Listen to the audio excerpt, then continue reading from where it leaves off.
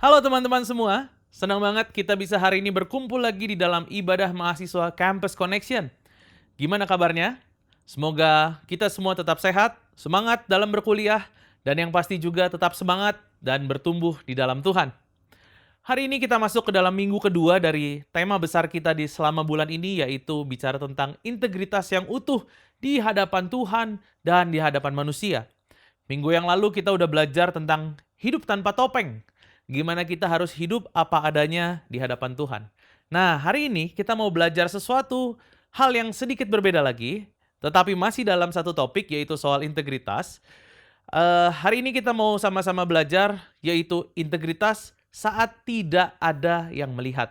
Nah, ini topik yang sangat dekat dengan kehidupan kita. Kenapa? Karena justru karena saat tidak ada yang melihat, disitulah kualitas diri kita diuji. Sebelum kita berlanjut, mari sama-sama kita berdoa terlebih dahulu. Kami bersyukur Tuhan untuk kesempatan hari ini, kami boleh bersama-sama beribadah secara online. Tuhan, kami berdoa biar kebenaran firman Tuhan berbicara kepada setiap kami. Roh Kudus, berbicaralah secara spesifik dalam keberadaan kehidupan kami. Kami menyerahkan waktu ke depan ke dalam tangan-Mu Tuhan, di dalam nama Tuhan Yesus Kristus, kami berdoa. Amin. Teman-teman, pernah nggak sih kalian ngerasa ada dua versi dari diri kalian? Versi yang pertama yaitu versi yang kelihatan orang, yaitu versi yang rajin ibadah, yang kalau lagi di komsel kelihatan rohani, yang kalau ngobrol sama teman seiman bisa bilang, wah puji Tuhan, wah amin, haleluya, Tuhan baik. Tapi ada versi yang lain yang cuman kita dan Tuhan yang tahu. Versi yang muncul waktu kita lagi sendirian, waktu nggak ada yang lihat, waktu tidak ada yang menilai kehidupan kita. Nah, teman-teman, disinilah integritas itu diuji. Integritas itu bukan tentang pencitraan di depan banyak orang, bukan soal apa yang orang lain lihat, tetapi siapa kita sebenarnya ketika nggak ada kamera yang merekam, nggak ada teman-teman yang menyaksikan, nggak ada orang tua yang mengawasi, nggak ada orang dan kita hanya sendirian. Integritas itu adalah siapa kamu ketika kamu sendirian. Saya ingat satu quotes dari C.S. Lewis yang berkata seperti ini. Integrity is doing the right thing even when no one is watching. Dikatakan integritas adalah melakukan hal yang benar bahkan ketika tidak ada yang melihat. Bayangin gini teman-teman, kamu lagi di kos. Let's say kamu adalah mahasiswa yang merantau, lagi di kos, lagi di asrama. Weekend, teman-teman sekamarmu pulang ke rumahnya masing-masing, pulang ke kotanya kebetulan, dan kamu sendirian. Jam sudah malam, dan kamu baru aja selesai ngerjain tugas. HP ada di tanganmu, laptop masih kebuka, kamu pegang remote TV, mau nonton TV. Semua orang yang biasa mengontrol kamu lagi nggak ada. Nggak ada teman sekamar, nggak ada orang tua, tidak ada teman komsel, nggak ada dosen, nggak ada kakak leader gitu. Lalu muncullah pilihan-pilihan tersebut.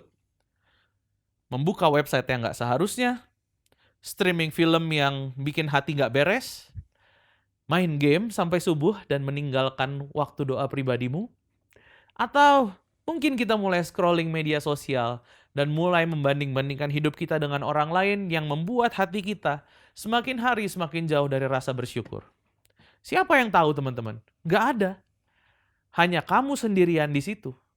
Tapi disitulah integritas diuji. Karena sebenarnya kita nggak pernah benar-benar sendirian. Ada Tuhan yang selalu ada bersama kita. Ada Tuhan yang selalu melihat. Ada Tuhan yang selalu hadir, yang menilai bukan hanya apa yang kelihatan, tetapi apa yang ada di hati setiap kita. Coba ingat waktu pandemi dulu. Atau mungkin beberapa dari teman-teman masih mengalami ujian online gitu. Pas lagi ujian di rumah, siapa yang lihat kamu nyontek atau enggak? Enggak ada kan? Bahkan kamera webcam cuma nyorot sebagian. Tapi di momen seperti itu, kita dikasih pilihan. Mau ambil jalan pintas, atau mau jaga integritas meskipun enggak ada yang tahu selain Tuhan.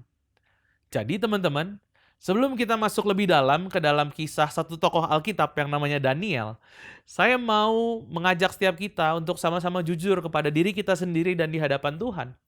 Siapa diri kita saat nggak ada yang lihat? Apakah hidup kita di tempat yang tersembunyi, sama seperti di tempat yang terang? Apakah kita tetap setia, atau kita gampang kompromi saat tidak ada yang mengawasi kehidupan kita? Ya, hari ini kita akan belajar dari salah satu tokoh Alkitab, yaitu Daniel.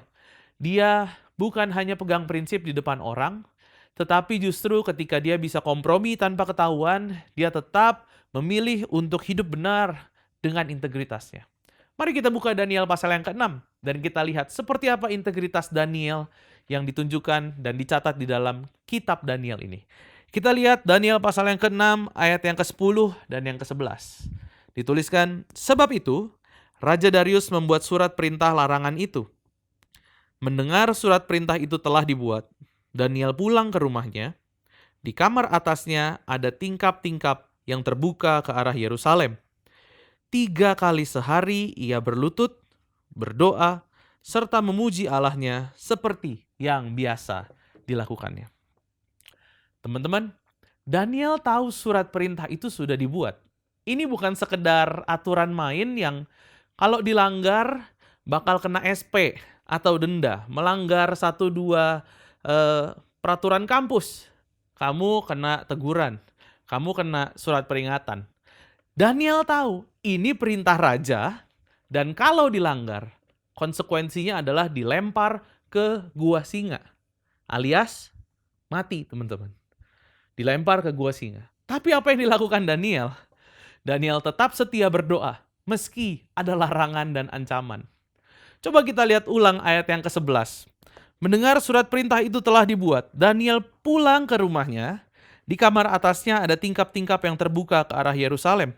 3 kali sehari ia berlutut, berdoa, serta memuji Allahnya seperti yang biasa dilakukannya. Dia tetap balik ke rumah, dia tetap naik ke kamar atasnya, dia tetap buka jendela kamarnya ke arah Yerusalem, dia tetap berdoa 3 kali sehari.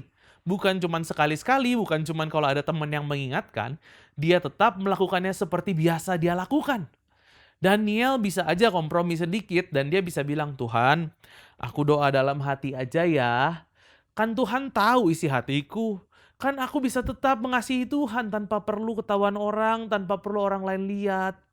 Atau dia juga bisa bilang mungkin gini, Tuhan, aku rehat doa dulu ya Tuhan, istirahat, break dulu 30 hari Tuhan. Toh cuman sebentar 30 hari, habis itu aku balik doa lagi. Tapi enggak. Itu enggak dilakukan sama Daniel. Dia enggak cari alasan, dia enggak cari pembenaran, tetapi dia tetap setia meskipun ancamannya nyata. Itu yang dilakukan Daniel. Dia setia berdoa meski ada larangan dan ancaman. Integritasnya lahir dari komitmen pribadinya dengan Tuhan. Bukan karena pengaruh orang lain, bukan karena ada yang ngeliat. Saya mau mengajak teman-teman untuk bayangkan seperti ini. Kamu tadi kuliah jauh dari rumah, kamu tinggal di kos ya.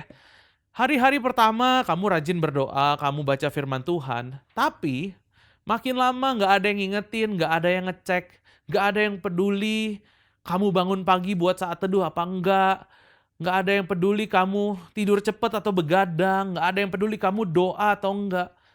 Malam-malam kamu sendirian, semua orang di kos sibuk dengan urusan masing-masing. Disitulah integritasmu diuji. Apakah kamu tetap setia dengan pembacaan firman Tuhanmu? Apakah kamu tetap setia dengan menjaga hubunganmu dengan Tuhan? Atau kamu mulai longgar karena gak ada yang ngawasin, gak ada yang ngecek. Kalau dulu ada mama yang ngingetin, jangan lupa berdoa, ayo kita berdoa bareng. Kalau kamu sendirian, apa yang kamu lakukan? Bayangkan kehidupan Daniel. Dia ada di negeri asing. Dia bagian dari orang-orang di negeri yang dibuang. Gitu. Mereka dibuang ke sana. Nggak ada gereja, belum tentu dia punya komunitas persekutuan seperti kita pada masa ini. Tapi dia tetap jaga kesetiaannya. Dia tahu Tuhan tetap layak disembah. Bahkan di tempat asing, bahkan dengan resiko yaitu kematian. Pertanyaannya untuk kita, apakah doa kita konsisten kalau kita diperhadapkan dengan kondisi-kondisi seperti itu? Apakah kita setia bukan karena faktor orang lain, tapi karena memang benar-benar kita cinta sama Tuhan? John Wooden pernah menyatakan satu ungkapan yang berbunyi seperti ini, teman-teman. The true test of a man's character is what he does when no one is watching. tes sejati dari karakter seseorang adalah apa yang dia lakukan ketika tidak ada yang melihat. Teman-teman, saya merasa hal ini juga lah yang dapat kita pelajari dari kehidupan Daniel. Integritas diuji saat tidak ada yang mengawasi. Gampang banget untuk kelihatan rohani. Di depan orang, lebih gampang lagi. Waktu lagi ibadah bareng, kita bisa angkat tangan. Wah, waktu lagi khotbah kita bisa bilang amin, paling keras, tepuk tangan. Bisa banget kita posting ayat-ayat rohani di Instagram story kita, di status WhatsApp yang ada. Tapi pertanyaannya, bagaimana kita waktu kita lagi sendirian? Bagaimana kita waktu nggak ada yang lihat? Nah, disitulah teman-teman integritas kita diuji. Bukan di panggung, tapi di ruang tersembunyi. Bukan pas ada penonton, tapi pas kita cuman berdua, yaitu kita dan Tuhan. Daniel punya pilihan waktu itu. Dia tahu larangan sudah dibuat. Dia tahu kalau dia tetap berdoa, dia bakal dilempar ke gua singa. Dia tahu kalau dia berhenti berdoa, nggak ada yang bakal nuduh dia aneh. Semua orang juga berhenti berdoa karena takut, gitu. Karena peraturan yang dikeluarkan oleh raja tersebut.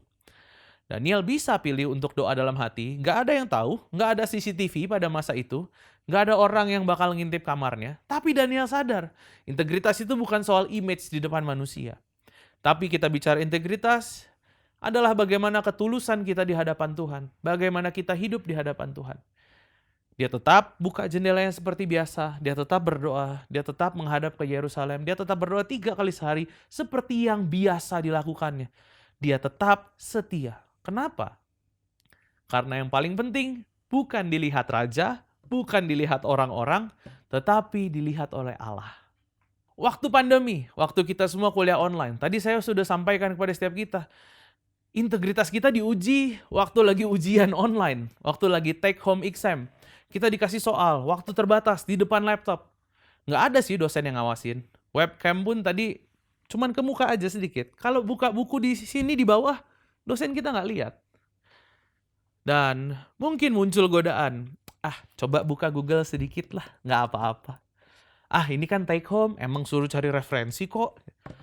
Ini mah semua temen juga nyontek, masa aku nggak? Nggak ada yang tahu, nggak ada yang tahu. Tapi Tuhan tahu. Disitulah integritas kita diuji. Orang nggak ada yang tahu, dosen nggak tahu, teman nggak tahu. Tapi Tuhan tahu. Bukan soal kita takut ketahuan dosen, bukan soal takut dilaporin sama teman. Tapi ini soal kita takut sama Tuhan nggak? Kita hormat sama Tuhan nggak? Kita menghargai hadirat Tuhan atau enggak? Daniel punya karakter yang sejati. Dia nggak cuman dilihat orang kemudian dia berbuat baik, tetapi dia menjadi orang yang benar karena dia hidup di hadapan Tuhan dan bukan di hadapan manusia. Hari ini saya mau tanya kepada setiap kita, apa yang kita lakukan pas nggak ada yang lihat? Apa hidup kita waktu dilihat orang di dalam terang itu sama dengan kehidupan kita waktu kita lagi tersembunyi di kamar yang gelap? Apakah kita lebih takut dosa karena takut kepada manusia, atau karena kita hormat pada Tuhan? Teman-teman, godaan terbesar seringkali datang di dalam ruang privat kita. Godaan terbesar seringkali datang di dalam kamar kita yang gelap, yang tidak ada orang yang melihat kita. Jadi, kalau yang kedua tadi menantang kita untuk jujur, apakah aku hidup benar tanpa ada yang kelihat? Nah, dengan hal yang ketiga ini saya mengajak kita untuk sadar, waspada. Karena seringkali godaan terbesar justru datang di momen ketika kita lagi sendirian. Ruang privat ini bukan cuman tempat integritas kita diuji, tetapi ini juga menjadi satu tempat pertempuran besar melawan dosa itu terjadi di sana. Satu tempat pertempuran yang bahkan mungkin bisa dibilang yang terbesar gitu. Sebagian besar godaan muncul di ruang privat kita itu, di kamar yang gelap itu. Bukan di ruang publik, bukan ketika kita lagi berkomunitas. Godaan terbesar bukan datang pas kita lagi bareng teman-teman pelayanan, bukan pas kita lagi ibadah bareng, bukan pas kita lagi ikut kelompok kecil. Godaan terbesar seringkali muncul justru di ruang privat kita. Di tempat yang gak ada orang lain, di tempat yang gelap, di tempat yang nggak ada yang lihat, nggak ada yang menilai, di situ godaan datang dan berbisik, sekali ini aja nggak apa-apa. Siapa juga yang lihat? Tuhan ngerti kok kamu lagi stres. Daniel tahu persis bahayanya ruang privat, tapi dia pilih untuk jaga ruang privatnya tetap kudus. Daniel bisa saja sembunyi-sembunyi, berhenti berdoa, tutup pintu, tutup jendela, nggak ada yang tahu. Tapi dia memilih untuk tetap buka jendela, tetap berdoa, tetap konsisten di ruang privatnya. Di momen-momen seperti itu teman-teman, kita perlu keberanian untuk bilang, aku mau jaga ruang privatku tetap bersih. Aku mau ruang pribadiku tetap jadi tempat Tuhan disenangkan. Daniel pilih ruang privatnya jadi tempat dia tetap menyembah Tuhan, bukan ruang untuk kompromi. Ingat teman-teman, ruang privat itu adalah tempat kemenangan atau kehancuran integritas kita dimulai. Hari ini saya mau mengajak kita semua untuk berhenti sejenak lagi dan kita berpikir lagi, benar-benar melihat dan jujur sama diri kita sendiri. Siapa sih diri kita waktu nggak ada yang lihat? Apa yang kita lakukan di ruang privat kita, di kamar kita, di depan HP yang hanya kita yang tahu, di depan laptop, di tempat-tempat di mana hanya ada kita dan Tuhan. Apakah kita hidup dengan integritas? Ataukah masih ada area-area yang selama ini kita sembunyikan, yang kita pikir aman karena nggak ada yang lihat? Integritas dibangun di ruang rahasia, teman-teman. Di tempat kita sendirian. Di tempat kita benar-benar jujur sama Tuhan.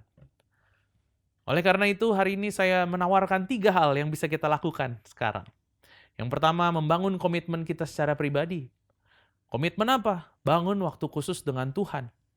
Daniel contohnya 3 kali sehari berdoa. Bukan karena ada yang lihat, bukan karena dia pengen dipuji rohani, dia keren, tapi berdasarkan cintanya kepada Tuhan.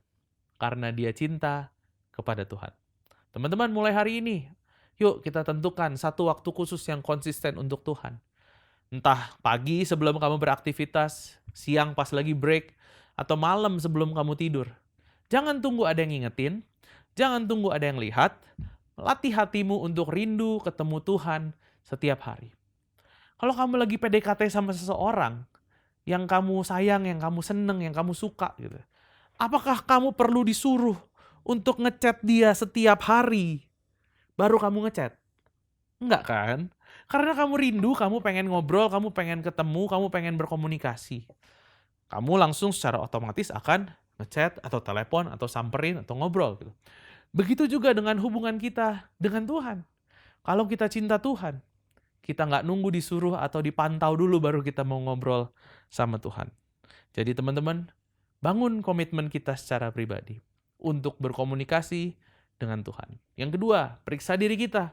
Setiap kali kita mau ngambil keputusan, setiap kali jari kita mau klik sesuatu, jari kita mau ngetik sesuatu, setiap kali mulut kita mau ngomong sesuatu, setiap kali kita mau melakukan sesuatu hal, tanya ini ke diri sendiri. Kalau Yesus duduk di sebelahku sekarang, aku tetap mau lakuin ini apa enggak? Kalau kita hidup dengan kesadaran bahwa Tuhan hadir di setiap ruang kehidupan kita, tentu kita pasti akan lebih berhati-hati dalam bertindak dan kita akan menghargai kehadiran Tuhan tersebut di dalam kehidupan kita. Dan yang ketiga, carilah teman buat accountability. Kita semua lemah kalau sendirian. Bahkan Daniel pun punya teman-teman seiman, yaitu Sadrak, Mesak, dan Abednego. Teman-teman, cari partner rohani. Teman seiman yang kamu bisa percaya, teman seiman yang kamu bisa share, tolong doain aku ya. Aku lagi bergumul nih sama hal ini. Atau kamu juga bisa bilang, kalau aku mulai melenceng, tolong ingetin aku ya. Pernah lihat formasi burung angsa terbang, mereka selalu terbang dalam formasi huruf V. Karena yang di depan membantu mendorong angin, yang di belakangnya lebih ringan terbangnya. Kalau satu angsa jatuh, 2 angsa akan turun menemaninya sampai pulih. Begitulah teman seiman yang sejati. Ingat ini teman-teman, integritas dibangun justru di tempat yang tersembunyi. Di tempat yang gak ada yang lihat, di tempat yang cuman kamu dan Tuhan yang tahu.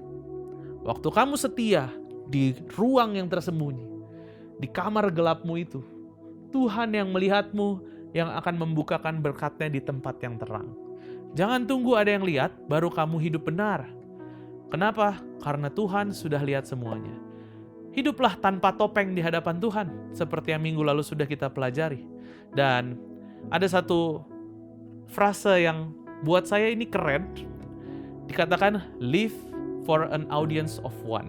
Hiduplah hanya untuk penonton tunggal, hanya untuk satu, yaitu Tuhan kita sendiri. Kenapa? Kehidupan kita tidak pernah tertutup di mata Tuhan.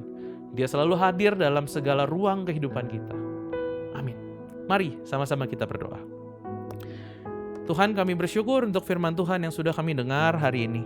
Hari ini Tuhan, kami berdoa, biar kami punya hati yang takut akan Tuhan. Biar kami punya sikap menghargai kehadiran Tuhan di dalam kehidupan kami. Kami tahu kehidupan kami transparan di hadapan Tuhan. Meskipun orang tidak melihat, tapi kami tahu Tuhan melihat apapun yang kami lakukan dan apapun yang kami kerjakan. Bantu kami Tuhan, supaya kami dapat menjaga integritas kami di ruang kami yang paling tersembunyi sekalipun. Bantu kami Tuhan, bukan hanya bertindak berdasarkan pencitraan di hadapan orang lain, tetapi biar kami mampu untuk bertindak secara benar dengan penuh integritas dari tempat kamar kami yang paling tersembunyi Tuhan. Biar kami juga punya satu konsistensi untuk membangun relasi dengan Tuhan, relasi yang sehat dengan Tuhan. Terima kasih Tuhan, hari ini juga hamba mau berdoa bagi teman-temanku dimanapun mereka berada. Biar kiranya Tuhan yang memberkati kehidupanmu, Tuhan yang mencukupkan engkau, Tuhan memberkati keuanganmu. Apapun yang kau kerjakan, biar Tuhan yang menjadikannya berhasil. Tuhan juga yang memberikan hikmat dalam kehidupanmu, yang memampukan kau untuk mengambil keputusan demi keputusan yang sesuai dengan kehendak Tuhan. Terima kasih Tuhan, hanya di dalam nama Tuhan Yesus Kristus kami berdoa. Amin. Teman-teman, saya percaya Tuhan berbicara kepada setiap kita. Bagi teman-teman yang memerlukan dukungan doa ataupun pelayanan lebih lanjut, teman-teman bisa scan QR Code yang tersedia di layar. Ada para pendoa dan para konselor yang siap untuk melayani teman-teman sekalian. Sampai jumpa di lain kesempatan. Tuhan Yesus memberkati.